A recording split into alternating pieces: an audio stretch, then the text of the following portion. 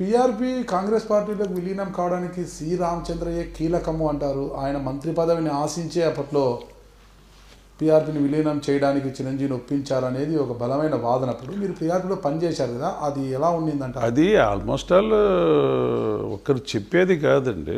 ఎందుకంటే పార్టీని నేను నడపలేను అని చిరంజీవి గారు ఒక ఐడియాకి వచ్చినప్పుడు ఇంకొకరు సలహా ఇచ్చేది ఏముండదు.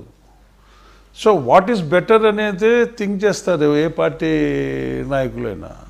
అది బెటర్గా కనిపించింది. అది ఒకరు సలహా ఇచ్చేది ఏముంది. ఈ థాట్ దట్ ఈస్ బెటర్. అది బెటర్ అనుకున్నాడు, కాంగ్రెస్లోకి విలీనం చేశారు. అలా మీరు వైసీపీలోకి వచ్చారు అంటే వైసీపీలో మీకు ప్రాధాన్యత రాదు. ఇప్పుడే ఉన్నారు మీరు వైసీపీలో కూడా మాకు మంచి ప్రాధాన్యత ఇచ్చారు అనేసి. మళ్ళీ వైసీపీ నుంచి మీకు బయటికి రావాల్సిన కారణాలు ఏమున్నాయి అసలుకి? ఇప్పుడు వైసీపీలో మేము దగ్గరుండి చూసాం Jaganmohan Reddy after elections, before elections. ఇప్పుడు బిఫోర్ ఎలక్షన్స్ నాకు 5 జిల్లాల ఇన్ఛార్జ్ ఇచ్చారు. ఈ 5 జిల్లాల్లో నేను ఏదో సంథింగ్ నేను ప్రూవ్ చేయాలి, ఈ పిల్లోనికి వైఎస్ఆర్ కాంగ్రెస్ పార్టీకి ఒక మంచి మైలేజ్ తీసుకొని రావాలి అని చెప్పి ఆల్ మై ఎక్స్పీరియన్స్ పెట్టి దాదాపు ఏజెన్సీ ఏరియాలో కూడా పోయి నేను పడుకొని ఒక ఇన్ఫ్రాస్ట్రక్చర్ ఇన్ఫర్మేషన్స్ తీసుకొని వచ్చే ప్రయత్నం దాదాపు ఒక 1 month 20 days తిరిగి వచ్చాను.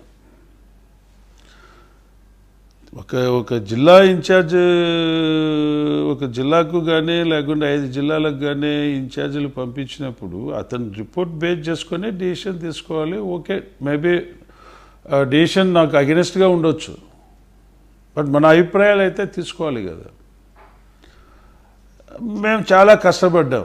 నైట్ అంతా కూర్చొని మేము ఎక్సర్సైజ్ చేసిందంతా కూడా బ్రీఫ్ చేసే పరిస్థితిలో కాకుండా అంతా నోట్లో పెట్టి ఒక నోట్ రాసి దాదాపు 2 o'clock దాకా కూర్చొని దాదాపు ఒక 3 days వర్క్ చేసిన ఆ రిపోర్టు మేము తీసుకొని అంత కష్టపడి వచ్చేసరికే ఈయన డిసిషన్ తీసేసుకున్నాం. ఎలాంటి నిర్ణయాలు తీసుకుంటారు అంటే ఏదైతే పార్టీకి మంచిది కాదో, మా అభిప్రాయం, మేము సీనియర్స్ మంచిది కాదో అలాంటి నిర్ణయాలే తీసుకున్నాడు. సో అలాంటి నిర్ణయాలు బిఫోర్ ఎలక్షన్స్ తీసుకున్నాడు. ఇంకా కొన్ని రోజులు మా తర్వాత ఇంకా అక్కడ స్ట్రాంగ్గా అబ్జెక్షన్ చెప్తూ ఉంటాయి. అది తప్పుడు పార్టీకి తప్పు జరగకుండా స్ట్రాంగ్ అబ్జెక్షన్స్ చెప్తూ ఉంటాయి. వన్ ఫైర్ మైనింగ్ అందరు ఎప్పుడైతే స్ట్రాంగ్గా నేను పార్టీకి మంచి జరగాలనో, తప్పు జరగకుండా ఈ కొంతమంది ఇమేజ్ సంపాదించుకొని అడ్డు పెట్టి సంపాదించుకోవాలనుకునేటోళ్ళంతా బ్రేక్ చేసుకుంటూ వచ్చాను. ఆ బ్రేక్ చేసుకుని వచ్చినట్టు చిన్న ఎగ్జాంపుల్ చెప్తా. తెలుగు యూత్ ఇది తెలుగు యూత్ అంటున్నా, వైఎస్ఆర్ కాంగ్రెస్ యూత్ పోస్ట్ ఒకటి ఖాళీగా ఉంది. అది ఒక వరపుర సుబ్బారావు వాళ్ళ మనవడు, ఆ అబ్బాయికి ఇవ్వాలని అందరూ ఎమ్మెల్యేస్ అందరూ. అది నాకు క్లియర్ ఇన్ఫర్మేషన్ వచ్చింది. ఈ పోస్ట్ తీసుకుంటేనే ఇమీడియట్గా కాంగ్రెస్లోకి పోతాడు. నేను చాలా స్ట్రాంగ్గా అబ్జెక్ట్ చేశాను. కానీ నా ఇన్ఫర్మేషన్స్ ఏం తీసుకోకుండా అతనికి పోస్టింగ్ ఇచ్చేసాడు. మీకు ప్రాధాన్యత ఇచ్చేవారని మీరే చెప్తున్నారు కదా? నేను చెప్పేది ఇచ్చేసాడు. ఇచ్చేస్తేనే అన్నట్టు పోస్టు తీసుకున్నాడు. వారానికే కాంగ్రెస్ పార్టీలోకి జంప్ అయ్యాడు. అంటే ప్రాధాన్యత అంటే ఇలాంటి ప్రాధాన్యత కాదు నేను చెప్పేది. వ్యక్తిగతంగా నాకు ప్రాధాన్యత ఉంది. ఇప్పుడు పార్టీ సర్వేలు, ఇప్పుడు 1 man షో ఎన్ని రోజులు నిలబడుతుంది? ఆ నుంచి అనంతపూర్కు ఇన్ఛార్జ్ చేశారు. This is before elections. I'm telling, I will tell you after elections. Before elections Anantapur వేశారు. అనంతపూర్ కోఆర్డినేటర్గా మళ్ళా 2 సీనియర్స్ని వేసినారు. మన కమలాపురం ఎమ్మెల్యే రవీంద్రనాథ్ రెడ్డిని, పెద్దిరెడ్డి రామచంద్రారెడ్డి.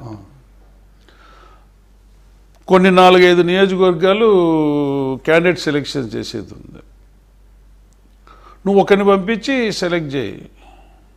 నువ్వు కనిపించినవన్నీ అంతపై వాడు మంచి క్యాండిడేట్ని చూడు అని అంటే మొత్తం జిల్లాలో ఉండే అందరిపై ఒక్కొక్కడు ఒక్కొక్క క్యాండిడేట్ను సెలెక్ట్ చేసుకొని వచ్చాడు ఆ 4 నియోజకవర్గాల్లో. అంటే నేను చెప్పేది ఎక్స్పీరియన్స్. ఆడేమైపోయినాయి, ఆ 4 క్యాండిడేట్లను సెలెక్ట్ చేసుకునే వాళ్ళకి ఆడ 4 గ్రూపులు అయిపోయినాయి. ఇంకా 4 గ్రూపులు రేస్లో ఉన్నప్పుడు రేపు ఎలక్షన్లోకి ఎట్లా సర్దుబాటు అయింది. అట్లా అనంతపురం జిల్లా అంతా కంప్లీట్గా నాశనం లేపుకున్నాం వితౌట్ ప్రాపర్ కోఆర్డినేషన్. కేవలము జగన్మోహన్ రెడ్డి వ్యవహార శైలి నచ్చకనే మీరు వచ్చారంటారా, ఇక వేరే మీ ఇతరత్ర కారణాలు? అంటే వ్యవహారం అంటే పార్టీ వ్యవహారం నచ్చక పార్టీలో కీలక ఇప్పుడు నా మీద ఇప్పుడు నా మీద దాదాపు 4 కేసులు పెట్టారు. యాజ్ ఏ ప్రతిపక్ష యాజ్ ఏ అపోజిషన్ లీడర్గా సరే నేనంటే I can protect my skin. కొంతమంది ఉంటారు, వాళ్ళని ఏ విధంగా నువ్వు కాపాడుకోగలుగుతావు?